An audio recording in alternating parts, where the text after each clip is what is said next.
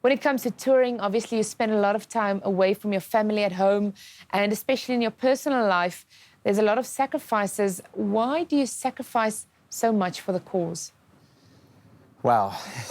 Big question, I know. Well, I think you might ask me about it a little bit later, but the book, The Comeback, just got to South Africa today. I think maybe these are some of the first copies ever in South Africa.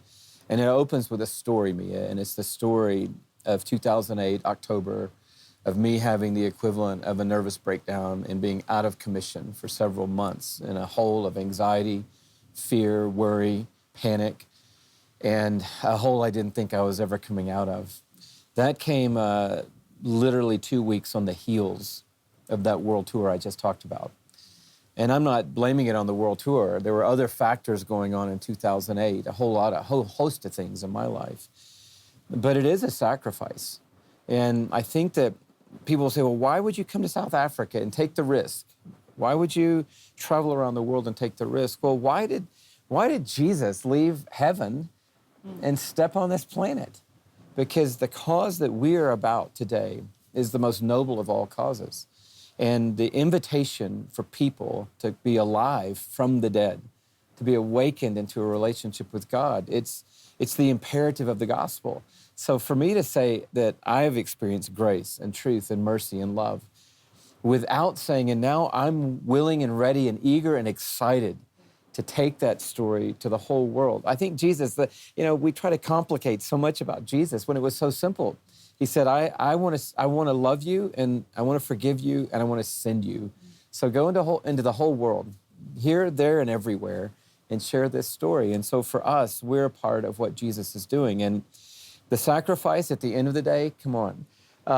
What is it really? We're a part of something that Scripture says the glory that is in what we're doing far outweighs all the effort, the energy, the money, the commitment, the time, the sacrifice. I said goodbye to my wife a few days ago at the Atlanta airport.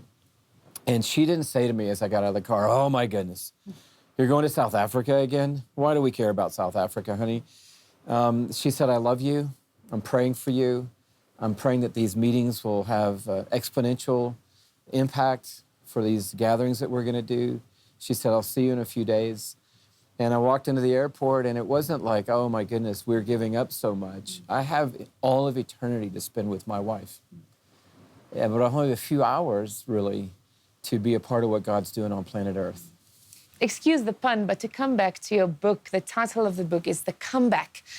Just tell me briefly, what is the crux? What is the idea and the heart behind The Comeback? Well, everybody, from my point of view, is either in a storm, is coming out of a storm, or is on their way into a storm. Everyone listening to this interview. And if it's not them, it's their husband or their wife or their son, their daughter, their neighbor, their coworker. And this is life on a broken planet. And so what I wanted to share through the book was the hope that God is bigger than whatever circumstance we're in, whether it's addiction, divorce, the collapse of a relationship, a business has gone under, a nation that's in turmoil, doesn't matter. God is bigger than that circumstance. This is not a cliche. Every story in the book doesn't have a nice, tidy ending and a little bow on it that says, oh, everything's going to work out all right. There's the story of my friend Courtney. Her husband went out on a bicycle ride 3 years ago about this time of year, and he didn't make it home. She got the call no one wants to get. And her life and her 3 little children's lives are changed forever.